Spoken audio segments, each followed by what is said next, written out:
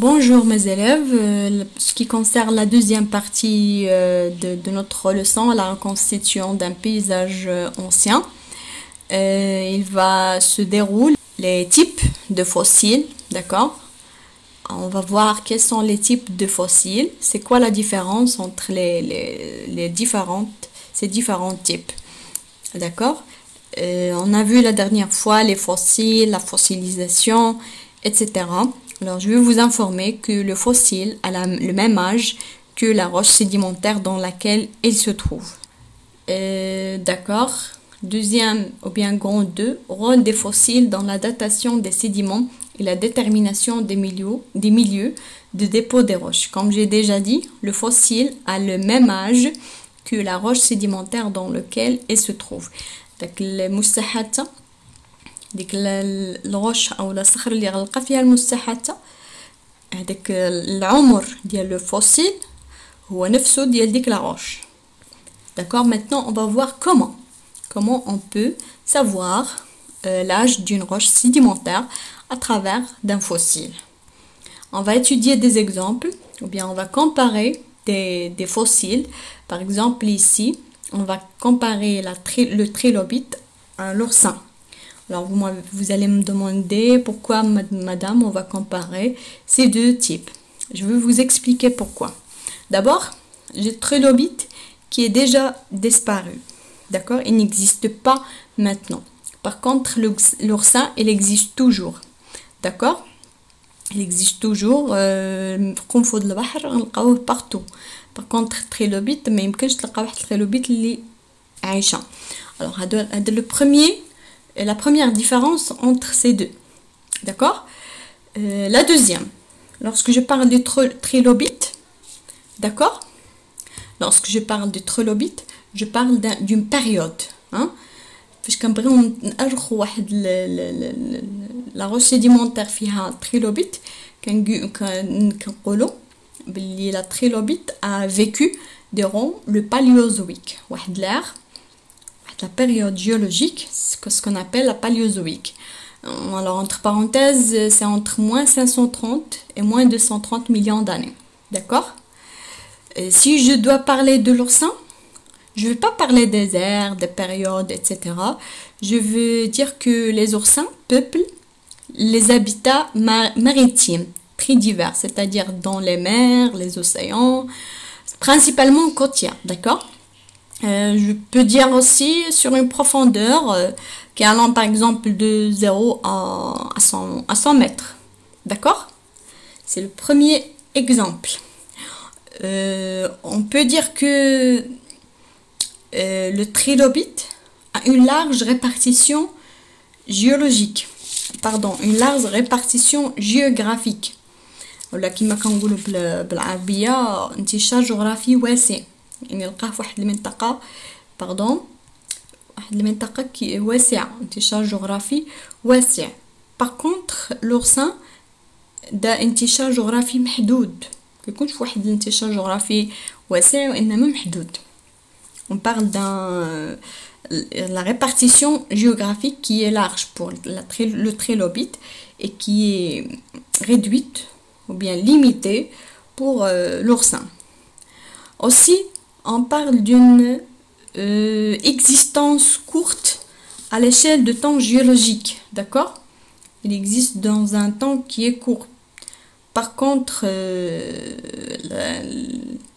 l'oursin, مدة العيش ديالو طويلة, d'accord? Voilà, on a des différences, bien sûr.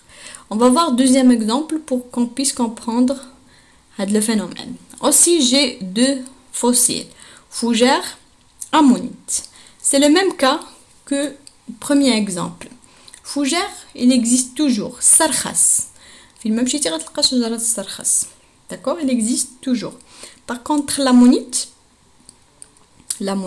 ce sont des fossiles marines, des mollusques, céphalopodes, qui ont été vécus aussi entre moins 230 et moins 72 millions d'années. D'accord?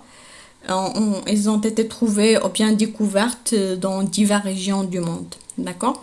Ils sont disparus comme le trilobite le fougère, il existe toujours comme l'oursin. نقدروا نسقطوا عليهم نفس لي كاركتيرستيك اللي سقطنا قبيله على التريلوبيت و l'oursin. Fougère, une large durée de vie, مدة عيش طويلة, caractéristique d'un milieu de sédimentation, d'accord.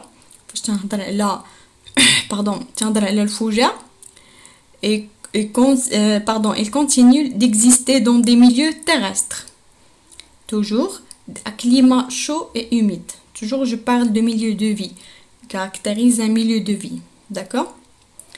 Une répartition géographique limitée. الفوجة عنده واحد انتشار جغرافي محدود. Par contre l'ammonite, il a une répartition géographique qui est large, oui. Il caractérise une époque géologique, comme j'ai dit tout à l'heure, il caractérise une époque géologique. Donc d'après ces deux exemples, on peut différencier. L'étude des fossiles permet de découvrir que ces derniers sont répartis en deux groupes. D'accord? Le groupe qui est constitué de l'ammonite plus le trilobite et l'autre groupe qui est constitué de l'oursin et le fougère. Fossiles stratigraphiques et fossiles de faciès. Alors, c'est-à-dire quoi stratigraphique, c'est-à-dire quoi faciès? Alors, si je parle de trilobite, est-ce qu'il est un fossile stratigraphique ou bien de faciès? D'accord, je vais vous répondre. Fossile stratigraphique. Caractéristique d'une époque géologique délimitée dans le temps. C'est le premier critère. Large répartition géographique.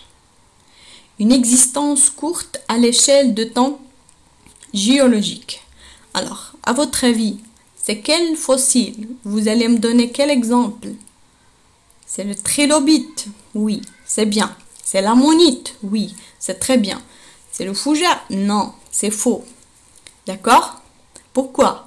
Parce qu'il caractérise une époque. Lorsque j'ai parlé de trilobite, j'ai parlé qu'il est vécu dans le paléozoïque. Aussi l'ammonite, il a vécu dans une période qui est passée depuis des millions d'années. D'accord? Large répartition géographique. Ou l'intishar géographie واسع. Les ammonites les fossiles qui ont été disparus n'existent pas maintenant. D'accord? Existence courte à l'échelle, c'est-à-dire quoi? C'est-à-dire d'accord?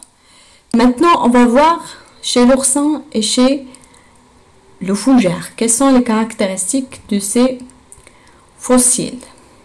Donc, c'est un être vivant ayant vécu dans un milieu particulier, c'est-à-dire ayant vécu dans un... Mais il nous donne... il caractérise un milieu de vie. D'accord? Une longue durée de vie.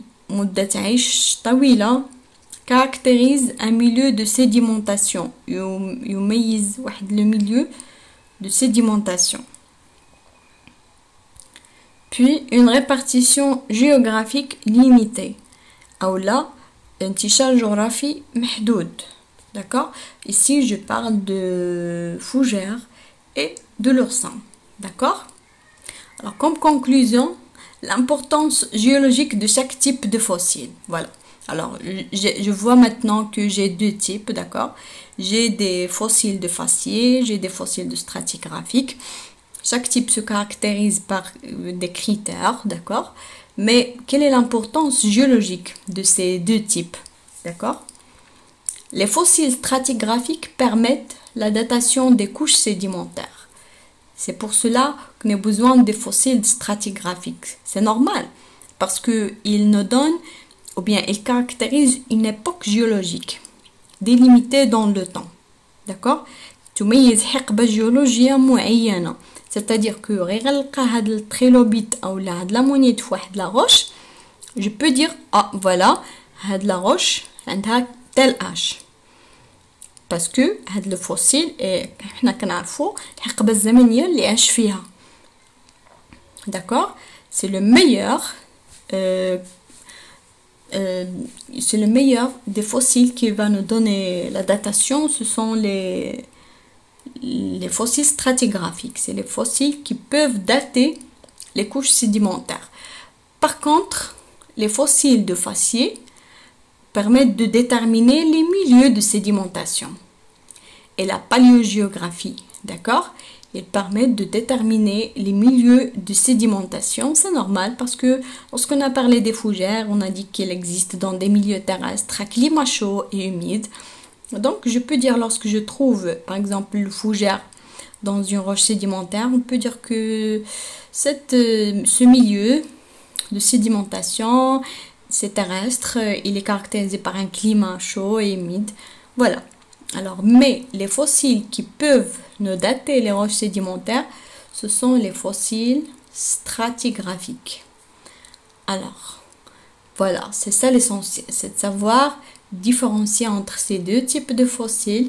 Et lorsque je vous donne un exemple de fossile, vous pouvez me donner quel est le type de fossile et puis quelles sont ses caractéristiques.